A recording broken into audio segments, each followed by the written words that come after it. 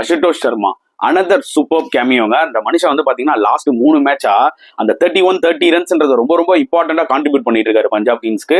இந்த மேட்ச்லயும் 31 of 16 balls, ஒரு boundary, 3 six. முக்கியமா அவர் அந்த இன்னிங்ஸ் விளாட்லன்னா பஞ்சாப் 147 கூட அடிச்சிருக்க மாட்டாங்க. நிஜமாவே இந்த அன்கேப்டு பிளேயர்ஸ் இந்த சீசன்ல விளாடுறத பார்க்கும்போது பெருமையா இருக்குங்க. அண்ட் ஹோப் சஷாங்க் சிங் மாதிரி பிளேயர், அசுதோஷ் மாதிரி பிளேயர்லாம் நெக்ஸ்ட் இயர்ல ஆக்ஷன்ல போய் கொஞ்சம் நல்ல வேல்யூக்கு போவாங்கன்னு நினைக்கிறேன். ஏன்னா அவ்வளவு அமௌண்ட் போறவங்களாம் வந்து பாத்தீங்கன்னா பெருசா ஒண்ணுமே விளாட மாட்டேங்கிறாங்க. பட் இந்த மாதிரி சின்ன சின்ன பசங்க அன்கேப்டு பிளேயர்ஸ் சூப்பரா விளாடுறாங்க. பட் அன்பார்ச்சுனேட்லி அவங்களோட பிரைஸ் பாத்தீங்கன்னா ரொம்பவே கம்மியா இருக்கு. அது அண்டர்ஸ்டாண்டபிள், ஏன்னா அவங்க அன்கேப்டு பிளேயர்ஸ். ஸோ பொறுத்து வந்து பார்க்கலாம் எப்படி அசுதோஷ் இந்த ரிமைனிங் மேட்சஸும் வந்து பாத்தீங்கன்னா ஆப்பர்ச்சுனிட்டியை யூஸ் பண்றாருன்னு சொல்லிட்டு. அண்ட் பஞ்சாப் பொறுத்த வரைக்கும் பாத்தீங்கன்னா சஷாங்க் அண்ட் அசுதோஷ் அவங்க தான் லாஸ்ட் 3 மேட்சா வந்து பாத்தீங்கன்னா பெர்ஃபார்ம் பண்ணிட்டு இருக்காங்க. மேபி இந்த மேட்ச்ல சஷாங்க் பெருசா அடிக்காம இருந்திருக்கலாம். பட் அசுதோஷ் பொறுத்த வரைக்கும் பாத்தீங்கன்னா அவர் விளையாடுற அந்த கேமியோஸ் எல்லாம் ரொம்ப ரொம்ப வைட்டலா இருக்கு. Hope he will get a good team next year அப்படின்றத என்னோட ஒரு பாயிண்ட் ஆஃப் வியூ. ஸோ அசுதோஷோட இந்த ஒரு கன்சிஸ்டன்சியை பத்தி நீங்க என்ன ஃபீல் பண்றீங்கன்றத கமெண்ட் செக்ஷன்ல போடுங்க.